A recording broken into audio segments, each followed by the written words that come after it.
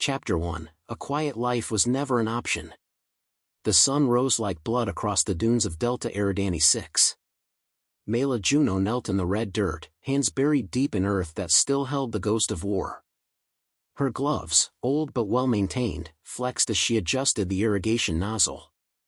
The colony's crops wouldn't water themselves, and if the sensors weren't aligned to the micron, the autocycle would flood the field again. That was the third time this week.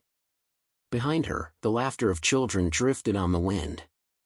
She paused, letting the sound wash over her like a breeze she didn't deserve. "Mela," a voice called.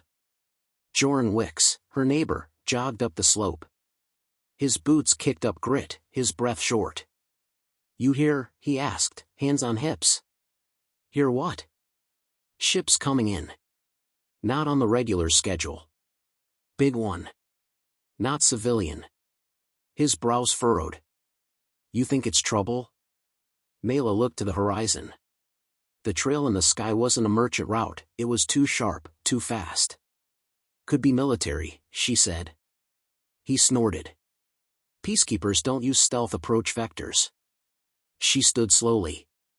Her spine tensed out of instinct. "Then it's someone pretending not to be military. That's worse."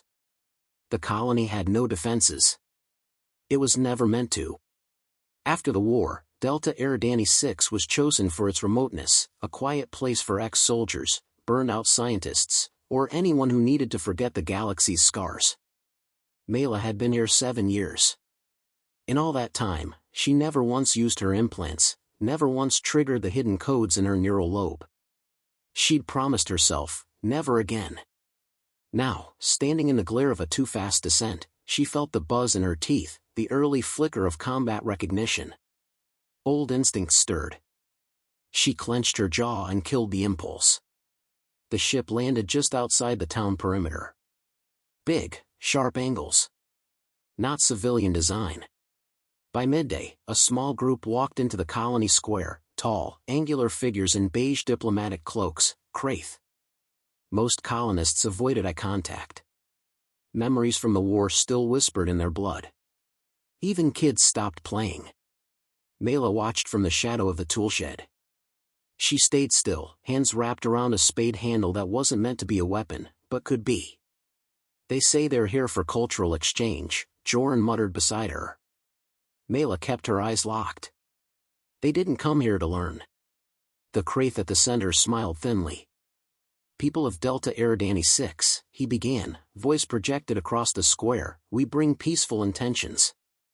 There is interest in understanding human recovery, resilience, and, of course, your legendary psychological adaptability." Mela's fingers curled tighter. That wasn't diplomatic language. That was bait. Later that evening, the town hosted a forced welcoming meal. Kraith officials took notes. Scanned faces. Asked oddly invasive questions. "What do your children dream about? How often do your people recall combat memories?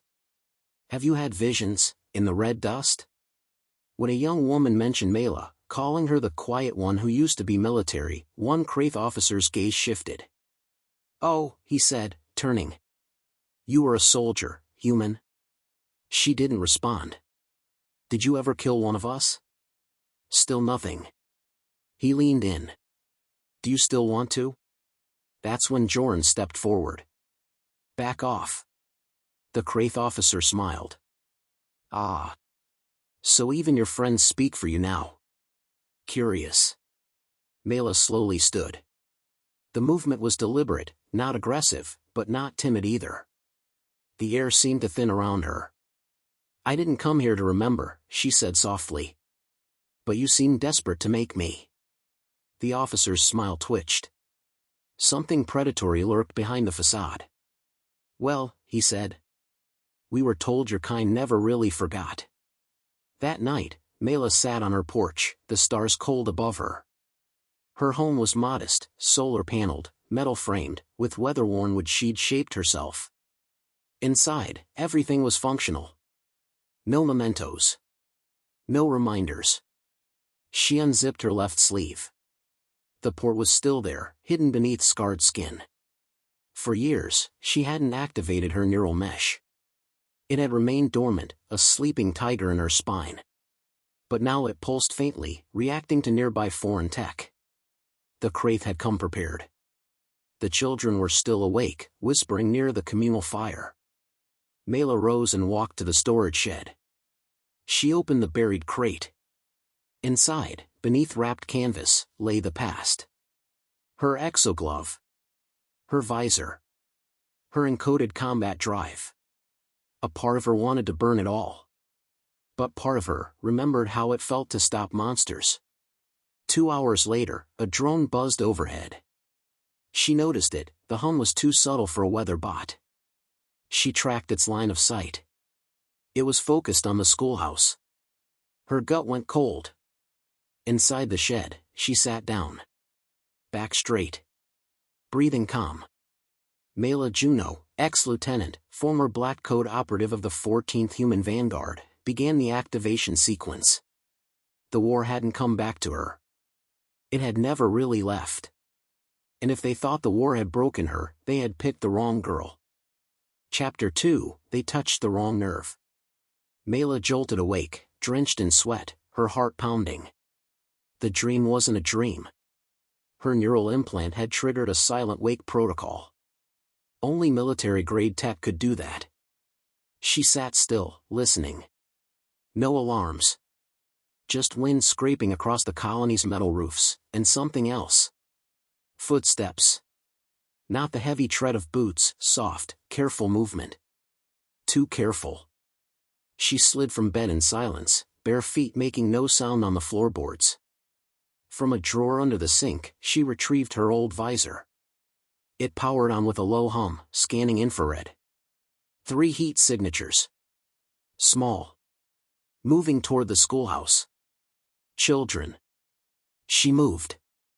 The colony's night lamps flickered weakly. Delta Eridani 6 didn't waste power after sunset. Between the solar limiters and old wiring, half the paths were dark. Mela didn't need light. She passed the central well, crouched behind a half-assembled drone mount, and waited. Then she saw them. 2 Kraith soldiers in stealth armor, walking like they owned the night. One held a plasma stun rod, the other scanned with a neuroreader. They were headed to the children's dorm.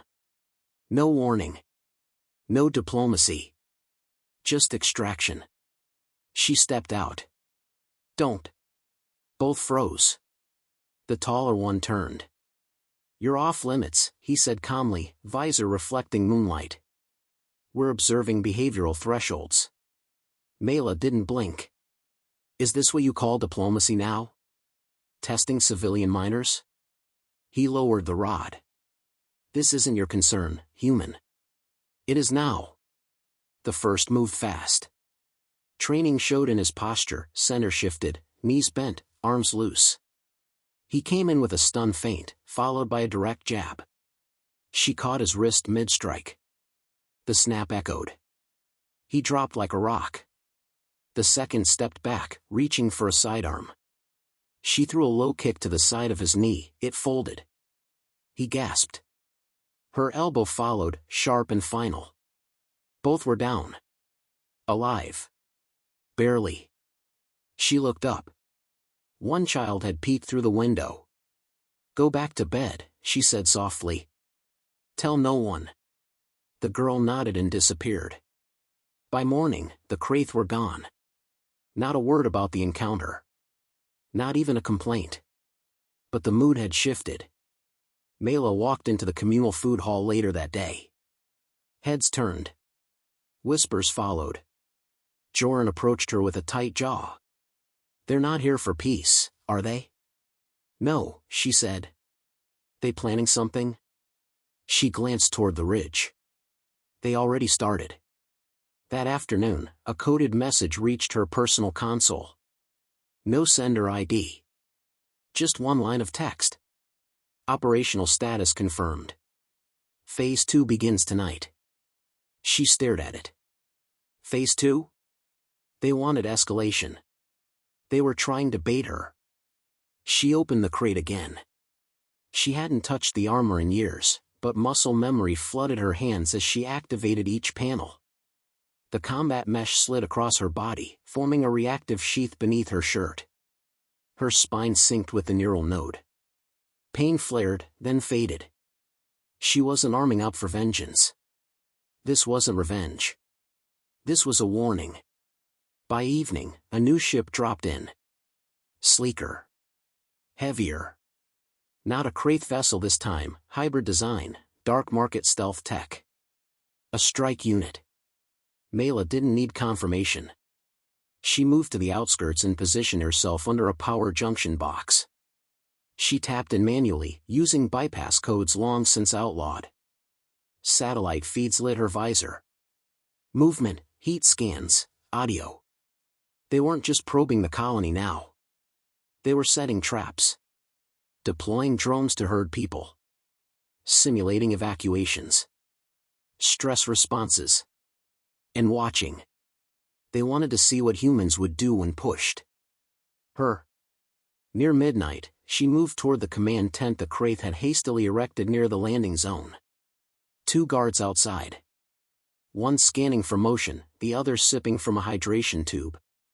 She approached from their blind side, used a directional frequency burst to disable the scanner, then cracked the hydration tube with a pressure point strike. The soldier crumpled. Inside, she found him. Commander Raskal Venu. The war criminal. The architect of the hive bombing. Sitting in a chair, arms folded, as if he'd been waiting. "You came earlier than I expected," he said. "Your men failed early," she replied. He chuckled. "You haven't changed, Lieutenant. Neither have you."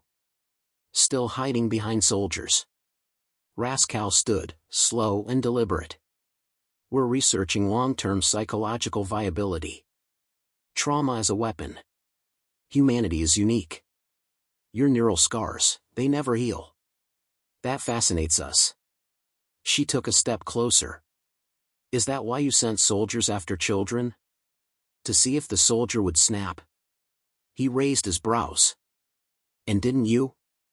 She didn't answer. Her hands twitched at her sides. "You're the perfect case study," he continued. "No family. No command structure. High combat efficiency. Deep-rooted grief. You think I'm predictable. No. I think you're still angry. And I think we can use that." Mela tilted her head.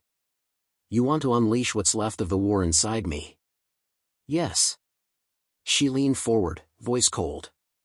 "Then I hope your sensors are recording." And with that, she vanished in a burst of motion. Not a punch. Not a shot. Just a flicker. When Raskal looked up again, his wrist unit was gone, crushed under Mela's boot. The message was clear. She was awake now. Outside the tent, Mela looked up at the stars. The colony was still quiet. But not for long. Phase 3 would come. But they had forgotten one thing. Some scars don't weaken the warrior. They sharpen her. And now, she had no reason left to hold back. Chapter 3, Wrong Girl. Wrong War. The morning sky cracked open with the rumble of engines. 4 Kraith strike drones swept low over the colony, casting long shadows across the desert ground. The children had been moved to the cellar beneath the schoolhouse an hour ago. Mela had warned them. Told them to stay quiet, stay still, and wait for the signal. Delta Eridani 6 was under siege, but only one person was fighting. She stood atop the eastern ridge in a matte black exosuit, eyes locked on the landing pad where Raskal's command vessel prepared for extraction. His experiment had failed. He would retreat, reframe the data, and try again somewhere else. She wouldn't let that happen. Below, drones herded colonists toward containment fields disguised as rescue zones. Soldiers moved in a sweep pattern, stun rifles low, voices calm. It was all part of the script, controlled chaos to measure human emotional volatility. But Mela had rewritten the script. A mining drone, repurposed, rigged, and cloaked, exploded beneath the second containment field. The shockwave threw sand and soldiers into the air. She moved with precision. Neural feed synced. Every muscle calibrated. Combat instincts, long suppressed, now flowed like breath. 2 drones locked on her heat signature. She dropped into a trench and activated an overcharged decoy. The bots followed the false trail, straight into a timed EMP burst. They dropped lifeless to the dust. Near the comms relay, Joran ducked behind cover, watching the chaos unfold. "Dear stars," he muttered. "She's not fighting, she's erasing them." One of the colonists beside him asked, "Was she always like this?" "No," he said. "She used to hold it back." Raskal stood inside his vessel, viewing the battlefield through a holotable. "She's adapted faster than projected," his aide reported, voice tight. "She was always faster," he replied. "But this isn't a battle. It's a final page in her psyche. Let her come." The aide hesitated. "Shall we launch the fallback unit?" "No. Let her make it here. I want to look her in the eye when she realizes this changes nothing." She breached the landing perimeter using a trench-borne access shaft. The blast doors were halfway down when she rolled through, firing a pulse shot into the wall's junction panel. Sparks danced. The lights dimmed. Raskal stood at the far end of the corridor, hands folded behind his back. "You came," he said. "Because you didn't leave," Mela answered. He nodded. Still poetic. "Even in war." She stepped closer. "This isn't war. This is cleanup." He tilted his head. "You think this ends with me?" "No," she said. "It ends with a warning." He reached for his belt. A neural scrambler. She lunged. They clashed in a blur, her elbow driving into his jaw, his claws slashing across her armor. Sparks flew. She caught his arm mid-swing and used his momentum to throw him against the bulkhead. The impact rattled the hull. He coughed blood, but laughed. "You really believe you're doing this for peace?" "No," she said. "I'm doing it because you made me remember who I am." She walked to the command console and inserted her neural spike, an outdated but deadly military override. It accessed his ship's comm array. She opened a transmission on all Kraith channels. Her voice came through clear, cold. "This is Lieutenant Mela Juno of the Human Vanguard. You ran an unauthorized experiment on a post-war colony. You targeted civilians. Children. You crossed a line the treaty never erased. Tell your commanders. Tell every Kraith who still dreams of provoking humanity. You picked the wrong war." Then she disabled the transmission and turned to Raskal. He tried to rise. Failed. "Will you kill me?" he rasped. "No." She stepped over him. "I want you to live long enough to see what happens when the galaxy remembers why they feared us." Outside, the colony was silent. The drones were down. The soldiers either captured or scattered. No casualties. Mela had been surgical. Peacekeepers arrived an hour later. Too late to intervene, just in time to observe. She handed them Rascal's security data, every log, recording, and command order. The lead officer, a gray-uniformed woman with a wary look, asked, "Was this retaliation?" "No," Mela replied. "It was response." The officer hesitated. "You're off-grid. No command authorization. We can't protect you." Mela looked up at the sky.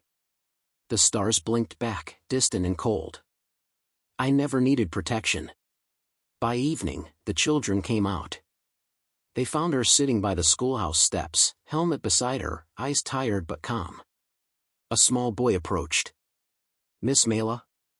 Are we safe now?" She gave a slow nod. "Yes." He handed her a crumpled piece of paper. A drawing. It showed a figure in black armor standing between the colony and a big, red-eyed monster. Mela looked at it for a long time. "Thank you," she said. He smiled and ran off. She folded the drawing carefully. Slipped it inside her chest plate. She didn't speak much after that. Didn't attend the meetings. Didn't explain the details. But the colony knew. And the galaxy would hear. They'd provoked the quiet one. They'd triggered the last nerve. And she showed them why humans don't forget war. They become it. Chapter 4, The Last Quiet Day. The morning after the assault felt unnatural. Too still. Too clean. The kind of silence that doesn't belong after violence. Delta Eridani 6 had survived. That should have meant celebration, but there were no songs, no cheers. Just people moving slowly, like the dust hadn't quite settled in their lungs. Mela sat beneath the broken awning outside her home, visor dark, gloves folded in her lap. She hadn't taken off the exosuit yet. She wasn't ready. The neural interface had gone quiet, but her body still twitched with phantom instructions. Commands that didn't have a target anymore. Joran brought her a tin mug of something hot. "They say it's over," he said, setting it beside her. She didn't look up. They're wrong. The Peacekeeper's ship had left just before dawn. They took Raskal in medical suspension, along with crates of confiscated tech. Reports would be filed. Tribunals would follow. None of it would undo what was attempted here. The official record would say the colony remained intact thanks to swift and strategic intervention by an off-grid civilian with prior military training. Mela didn't care how they spun it. She'd seen the data logs. The Kraith operation wasn't isolated. There were others. Hidden in bureaucratic shadows. Studying humanity like a sleeping beast. The galaxy hadn't learned. It had just paused. That afternoon, she walked to the edge of the field where she once installed irrigation sensors. The dirt still clung to the lines she'd dug weeks ago. Simple. Honest work.